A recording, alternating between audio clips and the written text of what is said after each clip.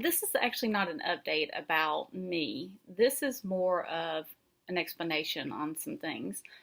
And some things that I had read before I had my double mastectomy that I just want to share with y'all. Y'all might have read it before.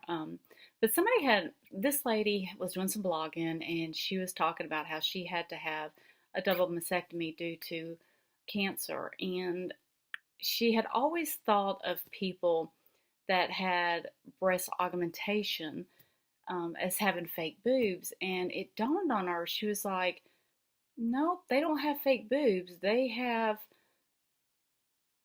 breast augmentation, which is to make their breast bigger. Some actually go in to have their breasts smaller, but it's mainly the ones that have implants put in. And she was like, nope, that's me. I'm the one with the fake boobs because I had to go in and have implants put in because I didn't have any boobs. Because after a double mastectomy, you don't have any boobs. They go in and they remove every bit of breast tissue that you have. When they get done, you are literally concave. You're beyond flat. Instead of it being like this, you're more like that, where your breast used to be. And so when we have that done, then we go in and we get expanders put in, which are so heavy and they're so uncomfortable. You feel like they're moving, and when they move, they're uncomfortable. They're just not good. And then you have to wait until you heal after your last fill to get to get your implants put in. So it's a very emotional, hard thing that you have to go through. But I guess my whole point is, one, I want to, I kind of wanted to explain, like, people that do breast augmentations, I think they're just trying to improve their body, and that's great if that's what they want to do. People that have cancer, which I did not, it was my choice, but people that have cancer that have to have their breasts removed and they decide to have reconstruction, some women don't. They just decide fat and flat, fabulous. But the women that decide to do, um, they decide to do a double mastectomy with reconstruction, yeah, we have fake breasts after that, and it's something that will never be different for us. So it's we try so hard to make ourselves look beautiful after we've had something done like that, and I think that little bit, just having our breasts back, even though they're not ours, it just makes us feel more like a female, more like a woman. Um, and hopefully we have men in our lives that, still think we're beautiful and still love the way we look.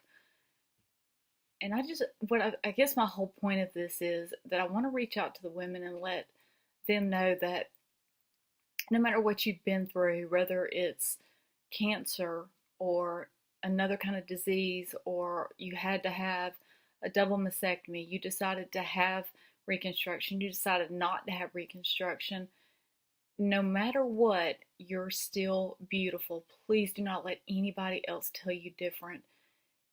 It's not the body that makes you, it's the inside, your heart that makes you. And no matter what, God loves you, and the people around you love you. And I know when someone's going through something like this, people are like, well, how can you believe in God?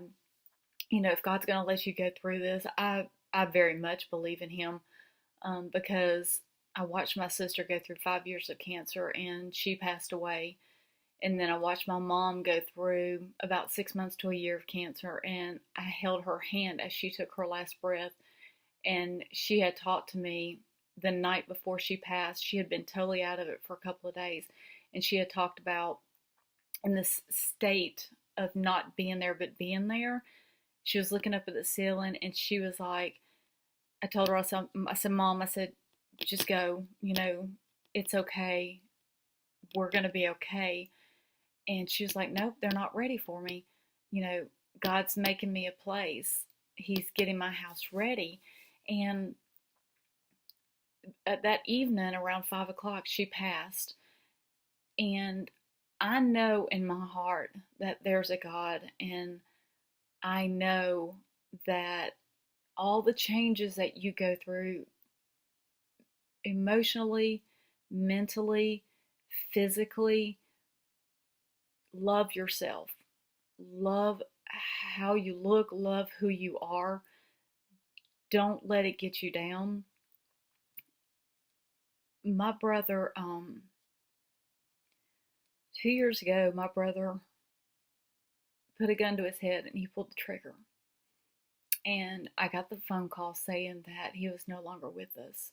Sorry, I got the phone call that he had passed.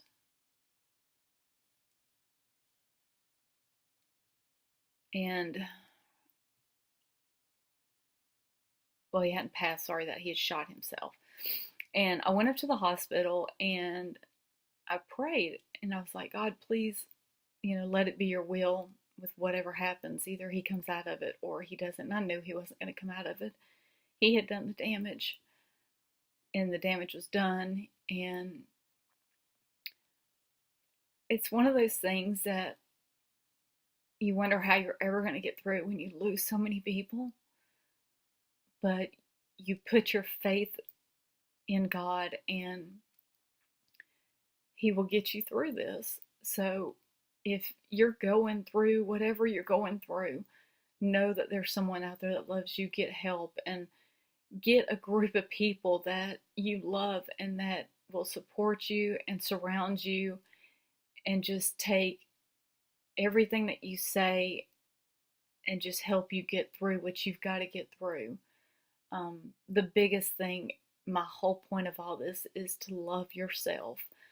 Don't let anybody tell you any different, that you're not beautiful and that you're not strong, because you are.